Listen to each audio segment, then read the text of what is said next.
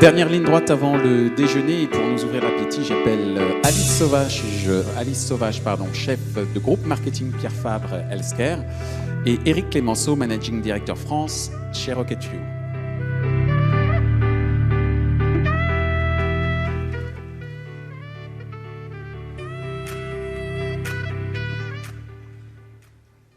Déjeuner bientôt. Bonjour à tous. Je te laisse te présenter. Bonjour à toutes et à tous. Alice Sauvage, chef de groupe marketing au sein de laboratoire Pierre Fabre Healthcare, et notamment dans le sevrage tabagique avec les marques Nico Patch et Nico Pass. Donc pour ceux qui attendent la pause pour aller fumer une cigarette, peut-être que le petit quart d'heure va être un peu difficile parce qu'on va parler d'arrêt du tabac. Alors on a vu beaucoup de présentations très intéressantes sur le multi-device, etc., ce qu'on fait déjà depuis pas mal de temps. Là, c'était très intéressant pour nous, c'est de montrer qu'il y a aussi d'autres manières d'utiliser Internet, utiliser le RTB, utiliser la data pour aller chercher des clients qui ne sont pas obligatoirement très nombreux sur un site. Alors, je vais vous montrer simplement comment on a fait, vous allez vite comprendre. Dans la salle ici, qui fume ? Encore quelques clients encore. Qui veut s'arrêter dans les 6 mois ? Bien, parfait, très bien. Bien. On va vous montrer ce qu'on a fait parce qu'on a fait de la même manière. Vous n'êtes pas sur un site actuellement et pourtant je sais déjà les gens ici qui fument et les gens qui veulent s'arrêter dans les 6 mois. Donc on va vous expliquer la démarche qui nous a permis d'exceller sur le nombre de personnes qu'on a pu joindre qui voulaient s'arrêter de fumer dans les 6 mois. Et évidemment, c'est un concept qu'on peut utiliser pour bien d'autres produits, bien d'autres problématiques. Donc au départ, il y avait un souci. C'est-à-dire que, comme on l'a vu tout à l'heure, il faut de la data, il faut des pixels, il faut un site qui soit énormément utilisé pour pouvoir formaliser cette audience. Et du coup, ce qu'on t'avait proposé, c'est de te dire, parfait, on va pixeliser ton site, ça va être fantastique, on va trouver des milliers de critères, des centaines de milliers de critères sur les gens qui viennent pour demander de s'arrêter de fumer bientôt. Et à partir de là, on va aller chercher des gens qui ne se ressemblent pas obligatoirement, mais qui ont une grande partie de ces critères qui correspondent. Mais on n'a pas beaucoup de visites sur le site internet, peu de trafic, le traquage est difficile, et puis Nicopass est vendu uniquement en pharmacie, pas de vente en ligne. Donc là, c'était pas un problème, mais donc une question un peu différente. Donc là, on ne parle plus d'exceller sur aller chercher, en effet, ces trafics très très importants et de les utiliser. Donc, deuxième chose qu'on a proposé, c'est fantastique, on va te faire des grandes campagnes de branding et qui vont permettre de faire en sorte que peut-être plus de gens aillent sur le site. Malheureusement... Je dois montrer un ROI fort. Je ne veux pas beaucoup de déperdition, et puis... La pré-modélisation est impossible puisqu'il n'existe pas aujourd'hui de data de personnes qui fument et qui souhaitent arrêter de fumer. Oui, on parle beaucoup de data depuis ce matin. Nous, on fait en effet la fameuse Big Smart Data. Mais encore faut-il savoir de quoi on parle et trouver la bonne data au bon moment pour les bons buts. Donc là, la question, c'est de se dire, bon, c'est fantastique, on veut trouver des gens qui veulent s'arrêter de fumer, et surtout que en dehors du fait qu'il n'y avait pas énormément de gens sur site et qu'en plus ça s'achète en pharmacie, il y avait un brief bien particulier qu'il fallait atteindre. Oui, c'est un objectif de gain de notoriété spontané, clairement, qui avait été évoqué lors du brief. Donc comment faire pour trouver ces gens-là? Qui a une base de données pour les gens qui veulent s'arrêter de fumer et veulent s'arrêter de fumer dans les 6 mois? Pas beaucoup. Très peu. S'il y en a, on va en parler, c'est toujours intéressant de muscler ce qu'on fait par ailleurs. Donc, l'idée a été de faire 2 choses en même temps. Mais puisqu'on ne sait pas trop qui, on va leur poser la question. Donc, on a fait une énorme enquête en ligne sur l'ensemble de la France, comme je l'ai fait tout à l'heure avec vous, mais là, c'est via Internet, pour leur demander certaines questions. En effet, voulez-vous vous arrêter de fumer dans les 6 mois? De quelle manière? Qu'est-ce que vous utilisez? Quels sont les produits que vous connaissez? Et on ne parle pas, comme on le fait d'habitude sur ce type d'études, de 100 réponses, 200 réponses qu'on va décortiquer, dont on va avoir les réponses dans 6 mois, 3 mois, au meilleur des cas, donc déjà trop tard, mais sur des milliers et des milliers de réponses qui vont permettre, de la même manière qu'on l'aurait fait d'ailleurs sur une arrivée sur site, de pouvoir modéliser ces gens-là, ce qu'ils répondaient.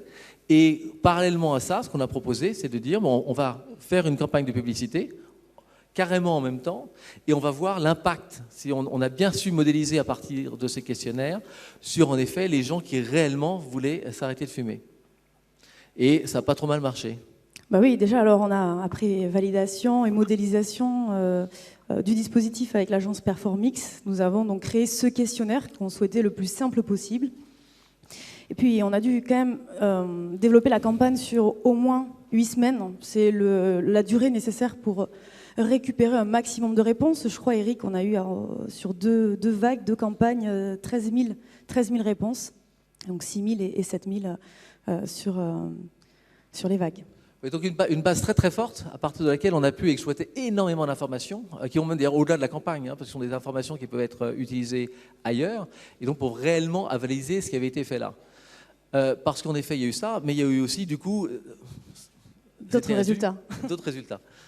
Oui, c'est vrai qu'on avait un CPA qui était haut au départ, mais au final qui a rapidement diminué. Je crois que c'est la slide, on a des informations sur la slide juste après.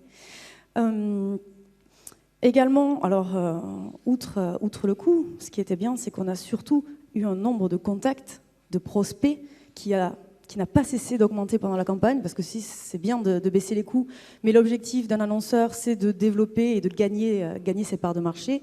Et sur la campagne, on a eu 2,7 millions de contacts, qui était au-delà de nos espérances, puisqu'on a eu une évolution c'est plus 40% par rapport à ce qu'on avait prévu sur cette campagne.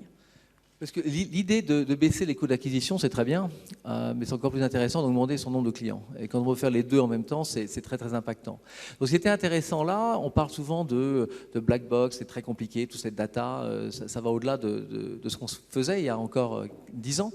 Là, ce qui est intéressant finalement, c'est de reprendre des techniques qui sont presque un peu anciennes, mais les mettre au goût du jour et d'utiliser la puissance, en effet, des algorithmes, la puissance du big data, pour que même les annonceurs qui n'ont pas aujourd'hui de très gros sites, une énorme fréquentation, eh bien, puissent aussi utiliser ce média qui est très très puissant et qui permet à des coûts tout à fait raisonnables de joindre un grand nombre d'individus pour pouvoir les convertir, et puis aussi pour se créer des bases de données très très puissantes, et pour aller d'ailleurs à partir de là chercher d'autres données qui vont permettre d'enrichir, parce que ce qui est intéressant, c'est que de vague après vague, évidemment tout devient plus puissant, tout devient plus intéressant, parce que ce qui était vrai il y a un mois, c'est vrai encore le mois prochain, à partir du moment où cette data était très récente, comme on l'a vu tout à l'heure. Alors, on parlait en effet, si j'appuie sur le bon bouton, de l'idée d'être dans un grand nombre d'endroits. Tu peux peut-être parler du côté créa un petit peu ? Alors, sur cette campagne-là, notamment là, sur le mois de septembre-octobre, en même temps, on lançait un nouveau conditionnement, le Nicopass Pocket, alors qui était relayé, bien entendu, avec des actions notamment en pharmacie, indoor et outdoor, donc de l'affichage en vitrine, mais également tout ce qui est dispositif de tête de gondole ou d'écran à l'intérieur des pharmacies au même moment. Donc, comme tu l'évoquais tout à l'heure, c'est intéressant, c'est qu'on a pu voir au bout d'un moment que le coût d'acquisition baissait, que le nombre d'utilisateurs, lui, augmentait, ce qui est toujours très puissant. Ce qu'il faut voir, c'est que ça ne va pas du jour au lendemain, c'est-à-dire que ça met quelques jours, quelques semaines, en général 1 semaine à 2 semaines, que ce soit sur ces principes-là ou sur les principes d'utiliser les sites Internet en direct, le site du client en direct, c'est que à l'inverse du media planning, on va essayer d'aller vraiment toucher les personnes qui sont, pense-t-on, le plus sujet à être intéressés par une offre ou par un produit. Là, on fait un peu différemment. C'est-à-dire qu'on va se dire, bon, non, on va d'abord regarder quels sont les critères différenciants pour les gens qui sont intéressés par ce produit. Et à partir de là, sur des centaines de milliers de critères, hein, en moyenne sur une campagne, c'est entre 8 et 15 millions de critères qui sont utilisés pour chaque individu, pour chaque achat, pour chaque bannière, de trouver en effet le bon moment pour toucher des personnes très très particulières. Et donc, au départ, vous avez des coûts d'acquisition qui peuvent être un tout petit peu plus élevés. Et puis à un moment donné, on trouve la formule miracle qui est faite par la machine. Et la formule miracle, on peut la dépecer, on peut voir exactement ce qui a permis de passer d'un CPA très haut à un CPA très bas. Et on voit très très très rapidement cette courbe s'infléchir et le nombre de clients augmenter d'une façon très rapide. Donc c'est vrai que grâce à la richesse de cet enseignement lié au questionnaire, le fait qu'en temps réel, on a Les équipes de Rocketfuel ont travaillé l'optimisation des profils qui étaient issus de ce questionnaire. Et puis le trafic qualifié, bien entendu, vous l'aurez compris, sur le site Nicopass ou nicopatch.com, nous a permis de toucher 60% de clients prospects, donc juste avec ce dispositif, juste avec ce dispositif-là. Et puis, bon, ce que l'on a regardé également, alors outre la notoriété, comme on l'a dit, qui était l'objectif de base, c'était un benchmark très rapide pour mesurer aussi cette performance et de regarder le temps passé sur nos sites. Et avec le dispositif, les visiteurs, le temps passé était 2,6 fois plus important que la moyenne. Puis, comme le disait Eric, on se retrouve avec une base de données exploitable, une data vraiment exploitable autour de nos clients, de nos prospects sur nos produits. Alors donc, évidemment, les résultats avalisent tout ce qui avait été fait avant. Encore une fois, il faut se souvenir, il y a quelques années, le temps de mettre en place ce type d'études, c'était très compliqué. Et encore une fois, sur un nombre d'individus, certes, soi-disant représentatifs, mais en très faible nombre. Et là, on passe de 100, 150 à des milliers de gens qui répondent. Donc, ces gens-là, on va les exposer, on va voir comment ils répondent, puisqu'ils nous ont répondu quelque chose. Et à partir du moment où ils répondent bien, c'est intéressant, parce qu'on va pouvoir trouver des gens similaires. Alors, what else? What else? Qu'est-ce qu'on fait à partir de là? Qu'est-ce qu'on fait par la suite? Il est très important, comme il a été dit d'ailleurs à travers d'autres technologies, d'utiliser le multi-device ou même le cross-device. C'est un tout petit peu plus compliqué qu'on peut le faire croire, mais c'est tout à fait possible aujourd'hui. Par exemple, un petit peu différemment de ce qu'on a pu entendre, c'est que le mobile peut être très très intéressant souvent en termes de conversion in fine. La seule chose, c'est que souvent on se rend compte que le mobile est intéressant pour aller vers la conversion, mais que la conversion va être faite ailleurs. Elle va être faite sur du display, elle va être faite sur du search ou autre chose. Mais que le fait d'avoir utilisé du mobile dans sa stratégie permet d'atteindre des objectifs très intéressants, même si ce n'est pas au dernier clic. Donc ça, c'est une chose très importante.